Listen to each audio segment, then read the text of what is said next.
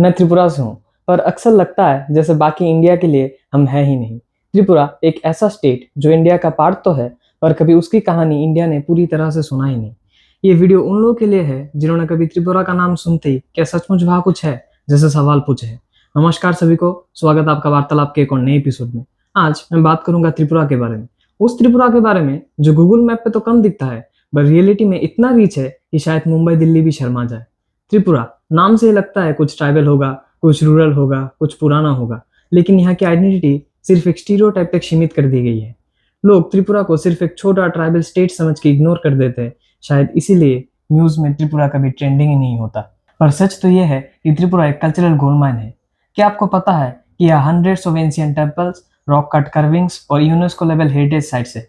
Unakoti a place जहाँ 7 to 9 century के rock carvings है, जिसे इंडिया ने हेरिटेज बना दिया होता अगर यह दिल्ली या राजस्थान में होता। त्रिपुरा के lakes, jungles, music, bamboo agriculture, ये सब कुछ एक हिडन ज्वेल है जिसे किसी ने प्रॉपर्ली एक्सप्लोर ही नहीं किया।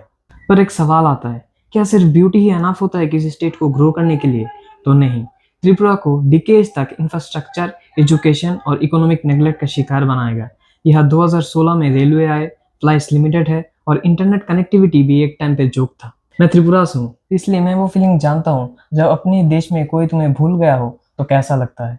यहाँ के स्टूडेंट्स को क्वालिटी एजुकेशन के लिए स्टेट्स के बाहर जाना पड़ता है, जॉब्स के लिए सिटी शिफ्ट करनी पड़ती है, और जब आप दिल्ली, बेंगलोर जैसे स्टेट्स जाते हो तो वहाँ के कुछ लोग पूछते हैं त्रिपुरा कहाँ पड़ता है, नेपाल के साइड है क्या? तो that really hurts. Tripura Bharat में तो है, पर मेंटल मैप से कहीं खो गया है।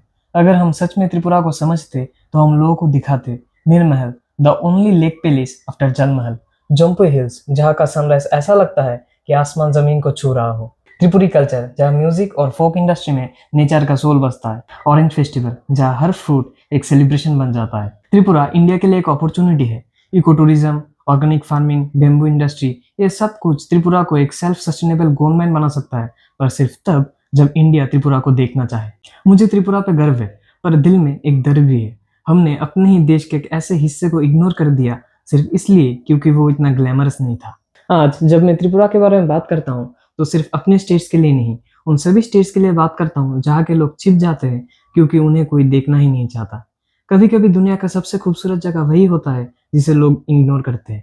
मैं चाहता हूँ कि आप त्रिपुरा को सिर्फ गूगल पे नहीं, अपने दिल में भी जगह दो, क्योंकि जब हम अपने छोटे छोटे स्टेट्स को समझना नहीं सीखेंगे तब तक इंडिया कभी एक कंप्लीट देश बन ही नहीं सकता। और आज मैं सिर्फ एक स्टेट की बात नहीं कर रहा था, मैं उन सभी जगहों की बात कर रहा था जहाँ के लोग अपने ही देश में इनविजिबल फील करते हैं। त्रिपुरा का दर्द सिर्फ ज्योग्राफी का नहीं है, ये एक ऐसा दर्द है कि जब तुम्हारे पास सब कुछ हो, ब्यूटी, कल्चर, हिस्ट्री, ट्रेडिशन, पर फिर भी दुनिया तुम्हारा नाम लेना जरूरी नहीं समझता। और मैं ये कहना चाहता हूँ कि हम इंडिया के मैप के सिर्फ एक कोना नहीं है, हम हर उस दिल के हिस्सा है जो इस देश को जिंदा रखता है। अगर आज आपने मेरे बात पे कोई भी सच्चाई महसूस की तो इसे एक ऐसे इंसान के साथ जरूर शेयर करिए जिसे लगता है कि त्रिपुरा कुछ खास नहीं है। क्या पता आपका एक शेयर कोई छुपी हुई चीज को आवाज दे दे और त्रिपुरा को वो इज्जत मिल जाए जो हम अभी सोच भी ना पा रहे हो। तो मिलता है अगले एपिसोड में, तब तक के लिए खुश रहिए, सेफ रहिए और याद रखिए, यह सिर्फ बात नहीं, यह है वार्तालाप।